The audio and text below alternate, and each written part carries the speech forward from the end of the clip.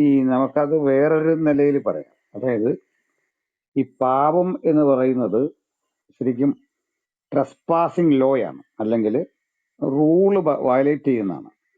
അതാണല്ലോ പാപം എന്ന് പറയുന്നത്, ഒരു ആക്ടിന് പറയുന്ന പേരാണ്. അപ്പോ നിലവില് നമ്മുടെ രാജ്യത്ത് ഒരു ഭരണവാഴ്ചയുണ്ട്, നിയമവാഴ്ചയുണ്ട്.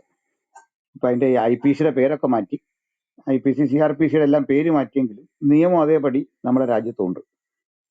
അപ്പൊ നിയമം നമ്മൾ വയലേറ്റ് ചെയ്യുമ്പോൾ നമ്മൾ ശിക്ഷിക്കപ്പെടും. അപ്പൊ അവിടെയാണ് നമ്മൾ പറയുന്ന ബൈബിൾ ചിന്തയ്ക്ക് പ്രസക്തി വരുന്നത്. എക്സാമ്പിളിലേക്ക് ഞാൻ വരാം. ഇപ്പൊ യേശു ക്രിസ്തു ചെയ്ത അദ്ദേഹത്തിന്റെ ജീവിത രീതികൾ, അതിൽ വിയോജിപ്പുള്ള മനുഷ്യർ കാണും, അല്ലെങ്കിൽ പൗലോസിനോട് വിയോജിപ്പുള്ള കാര്യങ്ങൾ കാണും ഒരു വ്യക്തിക്ക്, പത്രോസിനോട് കാണും. അതുപോലെ തന്നെ അപ്പോസ്തലന്മാരിൽ ഒക്കെ എടുക്കുക. പക്ഷെ ഇവരില് ഒരു ക്രിമിനൽ ഒഫൻസ് കമ്മിറ്റ് ചെയ്ത ഒരാളും ഇല്ല. ഒരു രാജ്യത്തിന്റെ ഈ ക്രിമിനൽ സ്വഭാവമുള്ള കേസുകളെ ഇവരാരും വയലേറ്റ് ചെയ്തിട്ടില്ല. അങ്ങനെയെങ്കിൽ നിങ്ങൾ യേശുവിനെ പോലെയോ പൗലുസിനെ പോലെയോ പത്രോസിനെ പോലെയോ യാക്കോബിനെ പോലെയോ ലോകത്തേത് രാജ്യത്തും ജീവിക്കാം, ഇസ്ലാമിക രാജ്യത്ത് ജീവിക്കാം. ഇവരുടെ നിയമാവലികളൊക്കെ ഉള്ള മറ്റു മതനിയമങ്ങൾ അവിടെ നിൽക്കട്ടെ, ഇവർ കൊന്നുകളയുന്ന നിയമങ്ങളുണ്ട്. അതില്ലാതെ ഉള്ള ഒരു രാജ്യം കാണുന്ന സിവിൽ നിയമങ്ങൾ, ഈ ക്രിമിനൽ റൂൾസ്, ഇത് ഒരു തരത്തിലും ലോകത്തിന്റെ 2000 വർഷത്തെ ചരിത്രത്തിൽ യേശു അപ്പോസ്തലന്മാരോ വയലേറ്റ് ചെയ്ത് പോയിട്ടില്ല. എക്സാമ്പിൾ, ഇവരാരെയും കൊന്നിട്ടില്ല, ഇവരാരുടെയും പിടിച്ചു പറിച്ചിട്ടില്ല, കൊള്ള മുതൽ അവരാരുടെയും കൈപ്പറ്റിയിട്ടില്ല, ഇവർ സ്ത്രീകൾക്ക് നേരെ അതിക്രമം ചെയ്തിട്ടില്ല, ഇവര് ന്യായമായിട്ട് ഒരു വിവാഹം കഴിക്കാനുള്ള നിലയിലേക്ക് പറഞ്ഞിട്ടുണ്ട്. പിന്നെ ചിട്ടയാർന്ന ജീവിതം, പ്രായമുള്ള മനുഷ്യരെ എങ്ങനെ കാണണം, ജീവിതത്തിന്റെ അടിമകളെ വെച്ച് വാഴിച്ചിട്ടില്ല. അത് തന്നെ എടുക്കാം. ബൈബിളിൽ എവിടെയാണ് പുതിയ നിയമത്തിൽ അടിമയുള്ള ഒരാളെ പറ, അത് നടക്കില്ല. അപ്പൊ അടിമയുടെ മോചനമടക്കം സകലവിധ ആധുനിക ലോകം ചിന്തിക്കുന്ന കാര്യങ്ങളും കൃത്യമായി നമ്മുടെ അപ്പോസ്തലന്മാർ നടപ്പിലാക്കിയിട്ടുണ്ട്. ഇനി പുതിയ നിയമവും മുഹമ്മദും തമ്മിലുള്ള അകലം 570 കൊല്ലമാണ്. അതായത് നമ്മുടെ കർത്താവിന് ശേഷം 570 കൊല്ലം കഴിഞ്ഞാണ് അറേബ്യൻ പെനിൻസുലയിലെ മക്കയിൽ മുഹമ്മദ് ജനിക്കുന്നത്. 570 എന്ന് പറഞ്ഞാൽ ഏതാണ്ട് 600 നൂറ്റാണ്ടുകൾ, 6 നൂറ്റാണ്ടുകൾ കഴിഞ്ഞ് ജനിക്കുന്ന ഒരു മനുഷ്യൻ. അപ്പോഴേക്കും ലോകം ഒത്തിരി വളർന്നു, നല്ല പുരോഗമന ആശയങ്ങൾ ലോകത്ത് വന്നു. അപ്പൊ നിങ്ങൾക്കറിയാമല്ലോ, മാനിക്കയനിസം അതൊക്കെ വളർന്നു. അതുകൂടെ ഒന്ന് ചേർത്ത് പറയാനുണ്ട്. യേശുവിന്റെ ഒരു 300 കൊല്ലം 400 കൊല്ലത്തിനുള്ളിൽ ജനിക്കുന്ന ആളാണ് മാനി എന്ന് പറയുന്നത്, പേർഷ്യക്കാരനായ മാനി. ഈ മാനി ഒരു നല്ല സന്യാസിയായിരുന്നു, പേർഷ്യ മതസ്ഥനായിരുന്നു. അപ്പൊ ഈ മാനിക്കയുടെ ചിന്തകളെല്ലാം വളരെ നല്ലതും മഹത്തരമായിരുന്നു. പക്ഷെ മാനി എന്താ പറഞ്ഞെന്നറിയണ്ടേ? യേശു പ്രവചിച്ച പരിശുദ്ധാത്മാവ് ഞാനാണ്. അത് ക്രൈസ്തവർ സമ്മതിച്ചില്ല. അത്രയും വിശുദ്ധനായ ഒരു മനുഷ്യനെ കൂടെ ഓടിച്ചു. കാരണം ക്രൈസ്തവർക്ക് അറിയാം പരിശുദ്ധാത്മാവ് ആരാണെന്ന്, അതൊരു മനുഷ്യനല്ലെന്നും അറിയാം. അങ്ങനെയാണ് നമ്മൾ കാണുന്ന മാനിക്കയൻ കുരിശുണ്ട്. മിക്ക സഭകളുടെയും മുകളിലുള്ള കുരിശ് സത്യത്തിൽ മാനിക്കയനാണ്, ഒരു ക്ലാവറിന്റെ ഷേപ്പുള്ള കുരിശ്. അതിലേക്കൊരു പ്രാവ് തല കീഴായിട്ട് കിടക്കുന്നു.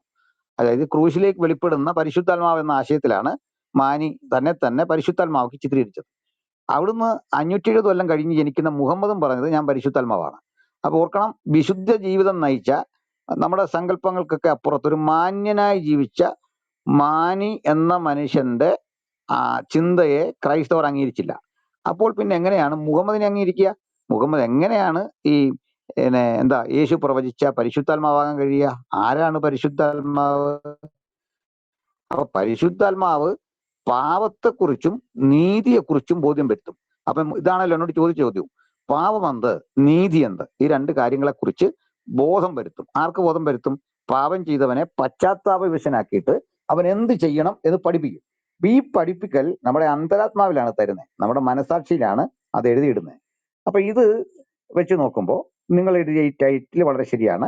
ഒരു ബൈബിൾ വീക്ഷകന്, അല്ലെങ്കിൽ ഇന്ത്യൻ ശിക്ഷാ നിയമത്തെ വിശ്വസിക്കുന്ന ഒരു ഇന്ത്യക്കാരന്, അല്ലെ പാകിസ്ഥാനിക്ക്, ഈ അങ്ങനെ നോക്കിയോ ആധുനികമായ സിവിൽ ക്രിമിനൽ നിയമങ്ങളെ ഫോളോ ചെയ്യുന്ന രാജ്യങ്ങളിൽ മുഹമ്മദിന് തീർച്ചയായിട്ടും കുറ്റവാളിയാണ്. അദ്ദേഹത്തെ നമുക്ക് ജസ്റ്റിഫൈ ചെയ്യാൻ പറ്റുന്ന ഒരു കാര്യമില്ല. ഇനി ശരിയാ നിയമങ്ങൾ നിലനിൽക്കുന്ന രാജ്യത്ത് പോലും അവർ ആധുനികവൽക്കരിച്ചു, സൗദി അറേബ്യ. അപ്പൊ ഇന്നിങ്ങനെ മുഹമ്മദിന്റെ ആശയങ്ങളെല്ലാം പോയത് നമ്മൾ കണ്ടു. അടുത്ത കാലത്ത് ഓടയിൽ നിന്ന് ഖുറാൻ വാരുന്നു. നിങ്ങളും ഞാനും എല്ലാം കാണുന്നതാണ് ആ ചിത്രം. എന്തുകൊണ്ടാണ്? മനുഷ്യൻ അത് ഉപേക്ഷിച്ചു. കാരണം അതിൽ മാനവികതയില്ല, മനുഷ്യത്വ ദർശനമില്ല. ഞാൻ സാറിനെ ചോദിക്കാറുണ്ട്, ഖുറാനിൽ എവിടെങ്കിലും സ്നേഹിക്കാൻ പറയുന്നൊരു വാക്യം പറ, ഒരു വചനം പറഞ്ഞാൽ മതി. സ്നേഹിക്കാൻ അവിടെ 7 സ്നേഹിക്കാൻ പറയുന്നുള്ളൂ. 7 ഞാൻ വായിച്ചിട്ട് എനിക്ക് അത്രേ കാണാൻ പറ്റിയിട്ടുള്ളൂ. അത് കൂടുതൽ നിങ്ങൾ കൊണ്ടേ പറഞ്ഞുതരാം. ഈ 7 സ്ഥലത്തും പറയുന്നത് അള്ളായെയും അവന്റെ റസൂലിനെയും സ്നേഹിക്കുക. അല്ല, മനുഷ്യൻ പരസ്പരം സ്നേഹിക്കാൻ എവിടെ പറയുന്നേ? രാഷ്ട്രത്തെ സ്നേഹിക്കാൻ പറയുന്നുണ്ടോ? പിന്നെ ഇവര് പറയും സ്വർഗം മാതാവിന്റെ കാൽക്കീഴിലാണ്. ഇതൊക്കെ ആലങ്കാരികമാണ്. ആലങ്കാരികമായിട്ട് പറയുന്ന അമ്മയെ അച്ഛനെ ബഹുമാനിക്കണം എന്നൊക്കെ പറയുന്ന കാര്യങ്ങളാണ്. ആലങ്കാരികമായൊരു പ്രഭാഷണമില്ലെന്നോ കവിത ഇല്ലെന്നോ ഒന്നും നമുക്ക് അഭിപ്രായമില്ല. ഇതൊക്കെ അതിലുണ്ട്. പക്ഷേ ഇത്തരത്തിൽ സ്നേഹം, ദയ, പരോപകാരം ഇത്യാദി കാര്യങ്ങളിൽ, ധാർമ്മിക മൂല്യങ്ങളിൽ അത് എവിടെയും ബൈബിളിനോടോ പുതുനിയമ ചിന്തയോടോ ചേർന്ന് വരത്തില്ല, വളരെ വിദൂരങ്ങളിലാണ്. പിന്നെ ഒരു കാര്യം ഇവിടെ പറയട്ടെ, നമുക്കറിയാം ഏതൊരു ചിന്തയിലും അനുഗാമികൾക്ക് തെറ്റുപറ്റാം. കാരണം നമ്മളൊന്നും ക്രിസ്തു പറഞ്ഞ പാഠത്തോളം ഒന്നും വിജയിപ്പിക്കുന്ന ജീവിതത്തിന്റെ ഉടമകളല്ല. പൗലൂസിനെ പോലെ ഒന്നും നമ്മളാരും ജീവിക്കുന്നില്ല. തെറ്റാണത്, നമുക്കറിയാം. പക്ഷെങ്കിൽ ഇവിടെ എന്താ വിഷയം? നമുക്ക് എടുത്തു പറയാൻ, അഭിമാനിക്കാൻ ചില ആളുകളുണ്ട്. എക്സാമ്പിൾ, നമ്മുടെ ക്രിസ്തുവിനെ നോക്കുക, വിശ്വാസത്തിന്റെ നായകനും പൂർത്തി വരുത്തുന്നതിനായ യേശുവിനെ നോക്കുക. പൗലൂസ് പറഞ്ഞു, ഞാൻ ക്രിസ്തുവിന്റെ അനുകാരിയായിരിക്കുന്ന പോലെ നിങ്ങൾ എന്നെ അനുകരിക്കും. ഇങ്ങനെ എത്രയേറെ പേര്. അപ്പൊ നമുക്ക് ഇതുപോലെ ഉണ്ടെങ്കിൽ നമ്മുടെ ചോദ്യം, മുഹമ്മദിനെ അനുകരിക്കാൻ നിങ്ങൾക്ക് ലോകത്തോട് പറയാമോ? ഏത് കാര്യത്തിൽ, എങ്ങനെ? ഈ ചോദ്യത്തിന്റെ മുമ്പിൽ ഉത്തരവുണ്ടാവില്ല. ഞാനിവിടെ വരുമ്പോൾ കേൾക്കുന്നത് ഇവരുടെ റൂമുകളിൽ നടക്കുന്ന ചില കാര്യങ്ങളാണ്. അതുകൂടെ ഒന്ന് പറയട്ടെ. നമ്മൾ കഴിവതും ഇത്തരം റൂമുകളിൽ കയറാതിരിക്കുക. കാരണം ചീത്ത പറയുന്നിടത്തിന് നമ്മൾ പോയിരിക്കുന്നേ, നമുക്കതിന്റെ ആവശ്യമില്ല. വൈജ്ഞാനിക നിലവാരത്തിൽ കാര്യങ്ങൾ പറയുന്ന റിസോഴ്സ് പേഴ്സൺസ് നമുക്കുണ്ട്. വളരെ ആത്മാർത്ഥമായിട്ട് അത് ഇവരെ വാദങ്ങളെ റെഫ്യൂട്ട് ചെയ്യുന്നവരുണ്ട്. സ്റ്റഡി ടൈപ്പായിട്ട് നടക്കുന്ന റൂമുകളുണ്ട്. മാന്യമായ സംവാദം നടക്കുന്ന റൂമുകളുണ്ട്. അപ്പൊ അതിലേക്കാണ് പോകേണ്ടത്. അപ്പോൾ ഒരു തരത്തിലും നമുക്ക് നമ്മുടെ ആശയഗതികളെ തമസ്കരിക്കാനോ അതിനെ നേരിടാനോ പ്രാപ്തിയൊന്നും ഉള്ളവർ ഇവർക്കിടയിൽ ഇല്ല. അത് ഇവർ പിടിച്ചു നിന്നെല്ലാം വാളിന്റെ കരുത്തിലോ വയലൻസിന്റെ ശക്തിയിലോ ഒക്കെയാണ്. നമ്മളങ്ങനെയല്ല. നമുക്ക് കർത്താവുണ്ട്, വചനമുണ്ട്, ഐഡിയോളജി ഉണ്ട്. ഇത് വെച്ചാണ് നമ്മൾ നേരിടുന്നത്. അപ്പോ മുഹമ്മദ് ചെയ്യാത്ത ഒരു പാവമില്ല.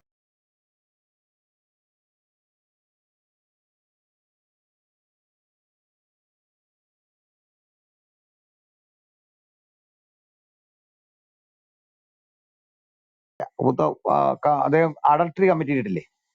അദ്ദേഹം കൊല ചെയ്തിട്ടില്ലേ? ധാരാളമായിട്ട്. യുദ്ധ നിയമങ്ങളെ ലംഘിച്ചിട്ടില്ലേ? ഒത്തിരി കാര്യങ്ങൾ.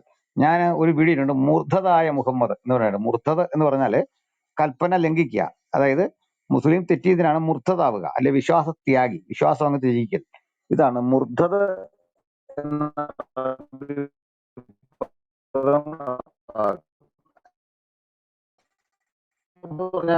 തമാശ വരും. ഒരു എക്സാമ്പിൾ പറയാം. ഒരു സ്ത്രീ ഇതവയെ കല്യാണം കഴിച്ചാല് അവരോടൊത്ത് ജീവിക്കണമെങ്കിൽ 4 മാസവും 10 ദിവസവും പിന്നിടണം. എന്തിനാ അത്രയും സമയം വെച്ചിരിക്കുന്ന അറിയണ്ടേ? ഈ സ്ത്രീയുടെ ഉദരത്തിൽ പഴയ പുരുഷന്റെ ഒരു ഭ്രൂണം വളരുന്നുണ്ടോ ഇതറിയണം. അപ്പോ ഇതിനുള്ള ആ ടൈമിന് ഇദ്ദ എന്ന് പറയും. ഇദ്ദ. അപ്പൊ ഇദ്ദ പീരീഡ് ഖുറാനിലുള്ളതാണ്. അപ്പൊ ഇദ്ദ ആചരിക്കണം എന്ന് നിയമമുണ്ടായിരിക്കെ ഇദ്ദ ലംഘിച്ചുകൊണ്ട് ഈ കിനാനെ വധിച്ചതിന്റെ അന്ന്, കിനാനെ എന്ന് പറഞ്ഞൊരു പുരുഷനെ വധിച്ചു, അന്ന് അയാളുടെ അപ്പനെ വധിച്ചു. അയാളുടെ ഭാര്യയായ സോഫിയ എന്ന് പറയുന്ന യഹൂദ സ്ത്രീയെ മുഹമ്മദ് വിവാഹം കഴിച്ചു. ഇദ്ദ എന്നൊരാശയം പഠിപ്പിച്ച മുഹമ്മദ് യാതൊരു തത്വദീക്ഷയില്ലാതെ അന്ന് അതേ ദിവസം ആ സ്ത്രീയെ സ്വന്തമാക്കി. ഇദ്ദ ആചരിച്ചില്ല. അപ്പം ഇദ്ദേഹം എന്ത് പഠിപ്പിച്ചോ അതിനെല്ലാം വിപരീതമാണ് ഈ കാണിച്ചേക്കുന്നത്. അപ്പം ഏത് തെറ്റാണ് ചെയ്യാത്തതെന്ന് ചോദിച്ചാൽ ഇവർ വന്ന് പറയട്ടെ, ധൈര്യമായിട്ട് കയറി വരട്ടെ, സമ്പാദിക്കട്ടെ, ഞങ്ങൾ പറയാൻ ബാക്കി. Thank you.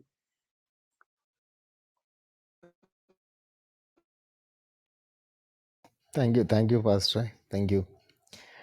അപ്പോൾ ഇതാണ് ഇന്നത്തെ നമ്മുടെ ഒരു എന്താ പറയുക, ക്ലബ് ഹൗസുകളിലെ അവസ്ഥ എന്ന് പറയുന്നത്. നമുക്ക് സംസാരിക്കാൻ പറ്റുന്ന ഒരു സാഹചര്യം അല്ല പാസ്റ്റർ പറഞ്ഞതുപോലെ. കാരണം നമ്മൾ ചെന്ന് കഴിഞ്ഞാൽ, അല്ല അവർ ഈ റൂമുകളിൽ, നമ്മുടെ റൂമുകളിൽ വന്നാൽ പോലും നമുക്ക് സംസാരിക്കാവുന്ന ഒരു സാഹചര്യം അവർ ഒരിക്കലും തരുന്നില്ല എന്നുള്ളതാണ് സത്യം. പലപ്പോഴും നമ്മൾ ഇമോഷണൽ ആകേണ്ടി വരുന്നു, അല്ലെങ്കിൽ നമ്മുടെ ടെമ്പർ കൂട്ടി നമ്മൾ സംസാരിക്കേണ്ടി വരുന്നു എന്നുള്ളൊരു അവസ്ഥയുണ്ട്. അതുകൊണ്ട് തന്നെ പാസ്റ്റർ പറഞ്ഞതുപോലെ മാക്സിമം ഇങ്ങനെയുള്ള റൂമുകൾ നമ്മൾ ഒഴിവാക്കുന്നത് തന്നെയായിരിക്കും നല്ലത്. പ്രിൻസ് ബ്രദറെ,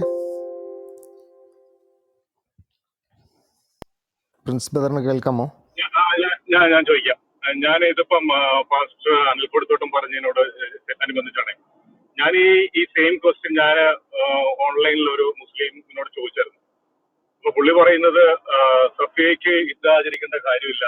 കാരണം സഫിയനെ യുദ്ധത്തിൽ പിടിച്ചതാണ്, അടിമയാണ്. അടിമകൾക്ക് ഇസ്തിബ്ര എന്ന് പറഞ്ഞിട്ട് ഒരു ഇതാണ്. അതുകൊണ്ട് അവർക്ക് യുദ്ധയുടെ ആവശ്യമില്ല, അവർക്ക് ഇസ്തിബ്രയേ ഉള്ളൂ. അവര് മെൻസസ് ആയെന്ന് ഉറപ്പായതിനു ശേഷം അവരെ പ്രാപിക്കാമെന്നാണ് പറയുന്നത്. അതിന് അവൻ പറയുന്ന ഒരു ന്യായം എന്ന് പറഞ്ഞു കഴിഞ്ഞാൽ, ഇവര് പോരുന്ന വഴിക്ക് എവിടെയും കൊണ്ട് ടെന്റ് അടിച്ച കൂട്ടത്തില് അവർക്ക് മനസ്സിലായി ഇവരുടെ മെൻസസ് കഴിഞ്ഞെന്ന് മനസ്സിലായി, അങ്ങനെയാണ് പ്രാപിച്ചതെന്നാണ് പറയുന്നത്. അങ്ങനെ ഒരെണ്ണം ഉണ്ടോ പക്ഷേ?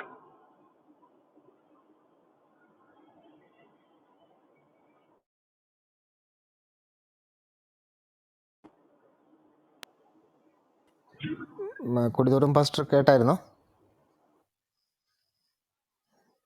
ബ്രദറെ? എനിക്കതിൽ ഒരു കോൺട്രഡിക്ഷൻ അത് പറയാൻ പാസ്റ്റർ മൈക്ക് എടുത്തോ. കേട്ടായിരുന്നോ പ്രിൻസ് ബ്രദറിന്റെ ചോദ്യം? കേട്ടായിരുന്നോ? ഒന്നുകൂടെ ചോദിച്ചാട്ടെ. അതെ പാസ്റ്ററെ, ഞാനേ ഇന്റർനെറ്റിൽ ഞാൻ ഇതുപോലെ ഒരു ക്വാറയിൽ ഒരു മുസ്ലിം സുഹൃത്തിനോട് ഇങ്ങനെ അയാൾ വന്നിട്ട് ഇങ്ങനെ ഭയങ്കര തള്ളായിരുന്നു സഫിയാനെ അങ്ങനെ ഇങ്ങനെ. അപ്പൊ ഞാൻ പറഞ്ഞു, സഫിയെ ഇതുപോലെ യുദ്ധ ആചരിക്കാതെ 4 മാസം യുദ്ധ ആചരിക്കാതെ ആണല്ലോ അയാൾ പ്രാപിച്ചത് വെച്ചപ്പോൾ അയാൾ പറഞ്ഞത് സഫിയ യുദ്ധത്തിൽ പിടിച്ച അടിമയാണ്, അടിമകൾക്ക് ഇതിന്റെ യുദ്ധയുടെ ആവശ്യമില്ല, അതിന് ഇസ്തിബ്ര എന്ന് പറഞ്ഞിട്ട് വേറൊരു ആചാരമാണ്. അപ്പൊ അവരുടെ മെൻസസ് കഴിഞ്ഞെന്ന് പറഞ്ഞു കഴിഞ്ഞാൽ അവർക്കത് അവരെ പ്രാപിക്കാന്നാണ് പുള്ളി എന്നോട് പറഞ്ഞത്. അതിനെ കുറിച്ചും എല്ലാം പറയാറുണ്ട്. ഇത് ഞാൻ മനസ്സിലാക്കുന്നിടത്തോളം ഈ വീണടം വിദ്യയാക്കുന്ന ഒരു മനുഷ്യനായിരുന്നു മുഹമ്മദ്. ഞാൻ വേറൊരു സ്ഥലത്താണ് എങ്കിലും പറയാം, തമാശയാണ്, ഹദീസിലുള്ളൊരു തമാശയാണ്. ഈ ഇത് നിങ്ങൾ ഉറങ്ങാതിരിക്കാനും പറ്റും. ഈ മുഹമ്മദ് ഇത്ര പോലെ ലംഘിച്ച ഒരു രസകരമായ കാര്യമുണ്ട്. അദ്ദേഹം പറഞ്ഞു, ടോയ്ലറ്റിൽ ഇരിക്കുമ്പോൾ നമ്മൾ നേരെ ഈ കിബില മക്ക പള്ളിക്ക് നേരെ തിരിഞ്ഞിരിക്കരുത്. തിരിഞ്ഞിരുന്ന് കഴിഞ്ഞാൽ എന്താ രോഗം വരുന്നതെന്ന് എനിക്കറിയത്തില്ല. കാരണം കക്കൂസിപ്പാൻ ധൃതി വെച്ച് വരുന്നവൻ മക്കയ്ക്ക് നേരെ ഇരിക്കണോ ഇല്ലെന്നോ അന്നേരം ആലോചിക്കുകയില്ല. അത് വേറെ കാര്യം. തന്നല്ല എങ്ങോട്ട് തിരിഞ്ഞിരുന്നാലും ഈ പള്ളിയുടെ അടുത്തോട്ട് വരാമല്ലോ. ഇപ്പൊ സൈഡിലോട്ട് ഇരുന്നാലും ഇങ്ങോട്ടിരുന്നാലും അതൊരു അശുദ്ധ കാഴ്ചയാണല്ലോ. അതിന് അന്ന് മറപ്പുരകളൊന്നും ഇല്ലാത്ത കാലത്ത് മുഹമ്മദ് ചെയ്തത് ഇങ്ങനെ തിരിഞ്ഞിരിക്കരുത് എന്ന് പഠിപ്പിച്ചു. അപ്പൊ ഇദ്ദേഹത്തിന് ദിനകൃത്യങ്ങൾക്ക് പോകുന്ന പുറകെ വെള്ളം കൊണ്ട് പോകുന്ന ഒരാളായിരുന്നു അനസ് എന്ന് പറയുന്നത്. അപ്പൊ അത് ഇവര് പ്രസംഗിച്ച് കേൾക്കുന്നതും ഞാൻ ഹദീസ് വായിച്ചുള്ള അറിവാണ് പറയുന്നത്. അപ്പോ ഇദ്ദേഹം 2 ഇഷ്ടികയായിട്ട് പോകുന്നു ഒരു ഈന്തപ്പനയുടെ അടുത്തോട്ട്. അപ്പോഴേക്ക് അനസ് പുറകെ പോവാ വെള്ളമായിട്ട്. അപ്പൊ ഇദ്ദേഹം എന്തോ പറഞ്ഞതിന് ഓപ്പോസിറ്റ് സൈഡിൽ കിബിലയുടെ നേരെ തിരിഞ്ഞിരുന്ന് കാര്യം സാധിക്കുക. അപ്പൊ ജനങ്ങളെ എന്താ പഠിപ്പിച്ച് അങ്ങോട്ട് തിരിയരുത്, പുള്ളി അവിടെ സാധിച്ചു. അപ്പോഴേ ചോദിച്ചു ഇതെന്താ ഇങ്ങനെയെന്ന് ചോദിച്ചപ്പോൾ പുള്ളി പെട്ടെന്നൊരു ആയത്ത് അവതരിപ്പിക്കുന്നതിൽ എന്തോ ഒരു കഥ പറഞ്ഞ് അതിനെ ജസ്റ്റിഫൈ ചെയ്തു. അപ്പൊ തെറ്റുകൾ എന്തോ അദ്ദേഹത്തിന് സംഭവിച്ചോ അതിനെ ജസ്റ്റിഫൈ ചെയ്യും. ഇന്ന് ഇവരിതാ ചെയ്യുന്നേ. കാരണം സാമാന്യ ബുദ്ധിക്ക്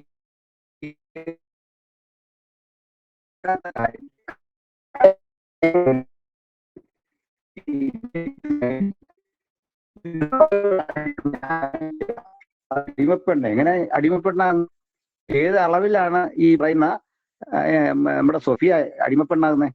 അത് മുഹമ്മദിന്റെ ഭാര്യമാരി അവർ ഭർത്താവ് ആ രാജ്യത്തിന്റെ ധനകാര്യ വ്യവസ്ഥ കൈകാര്യം ചെയ്യുന്ന ആളാണ്. ഇത്രയും വലിയ ശക്തനായ ഒരു മനുഷ്യനാണ്. അപ്പോ മുഹമ്മദ് എന്തോ ഉള്ളേ, അദ്ദേഹം ഒരു ഖുറൈശി ഗോത്ര വംശജനായ ഇല്ലിറ്ററേറ്റ് ആയ ഒട്ടകപ്പാല് കുടിച്ച് ഈന്തപ്പഴവും ഉണക്കമീനും തിന്ന് ജീവിച്ച ഒരു പ്രാകൃത ഗോത്രവംശജനായ അറബി മാത്രമാണ്. അവരെ വെച്ച് എത്ര ഉയരത്തിലാണ് കിനാനെ?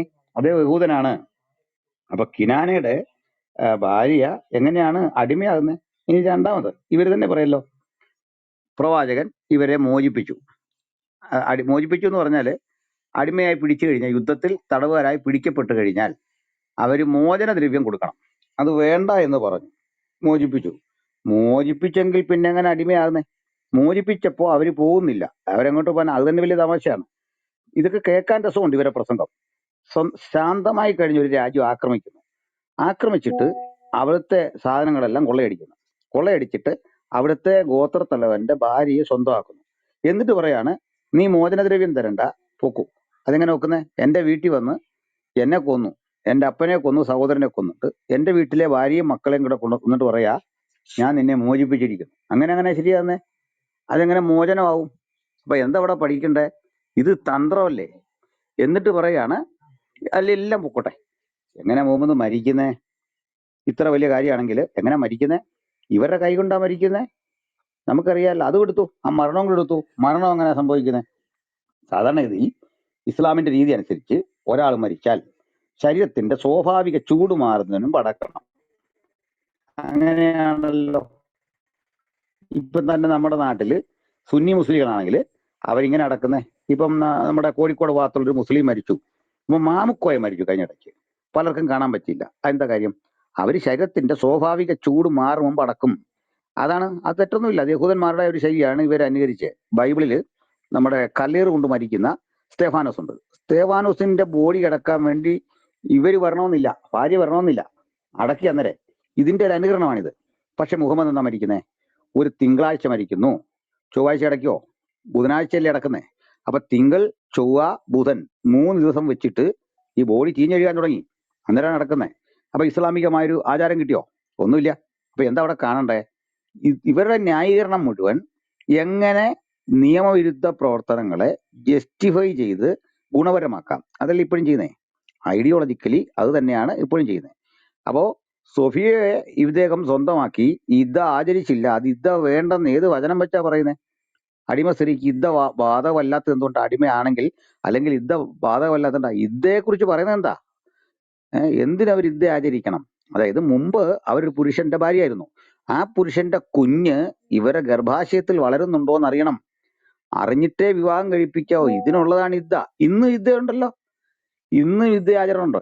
അതിന്റെ ഭാഗമായിട്ട് ഒരു മുസ്ലിം മരിച്ചു കഴിഞ്ഞാല് അയാളുടെ ഭാര്യ ഈ 4 മാസവും 10 ദിവസവും പുറത്തിറങ്ങാറില്ല, പരിസരത്ത് പോകാറില്ല, പുരുഷ സാന്നിധ്യമുള്ള എങ്ങും പോകാറില്ല, വീടിനകത്ത് തന്നെ കഴിയാണ്. ഇന്നും പ്രാക്ടീസ് ചെയ്യുന്നുണ്ട്. അപ്പോ യുദ്ധ തെറ്റി എന്ന് സമ്മതിക്കാൻ മടിയുള്ളത് കൊണ്ട് അടിമയ്ക്ക് യുദ്ധ ബാധകമല്ല എന്ന് ഖുറാനിലെ ഏത് ആയത്ത് വെച്ച് പറയും? ആയത്ത് തരാൻ പറ. ഏത് സഹിഹായ ഹദീസ് വെച്ച് പറയും?